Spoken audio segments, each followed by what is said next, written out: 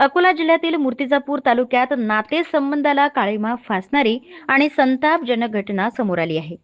माणा police station हद्दीतील एका गावामध्ये 57 वर्षीय आजोबानेच आपल्या अवघ्या 3 वर्षाच्या नातीवर लैंगिक अत्याचार केल्याचा धक्कादायक प्रकार उघडकीस आला आहे. चॉकलेटचे आमिष दाखवून घराबाहेर नेल्यानंतर हा प्रकार घडल्याचा आरोप असून माणा पोलिसांनी तातडीने कारवाई करत आरोपीला अटक केली आहे. मिळालेल्या माहितीनुसार उज्ज्वल आत्माराम नाईक हा मूळ ठाणे जिल्ह्यातील उल्हासनगर येथील रहिवासी असून काही खासगी कामानिमित्त आपल्या मूळ गावी आला होता आणि याच दरम्यान त्याने आपल्या 3 वर्ष नातीला चॉकलेटचे आमिष दाखवत घराबाहेर नेले आणि त्यानंतर चिमुकलीवर लैंगिक अत्याचार केल्याचा आरोप असून हा प्रकार उघडकीस येताच परिसरात संतापाची लाट उसळली. कुटुंबियांनी तातडीने माणा पोलीस स्टेशनमध्ये धाव घेत तक्रार दाखल केली.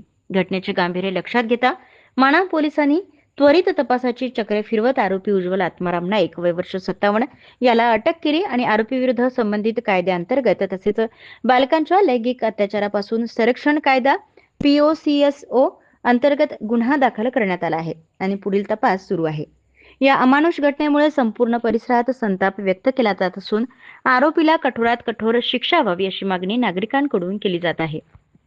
प्रतिनिधी श्याम वाळस्कर, सत्यलढा न्यूज, मूर्तिजापूर.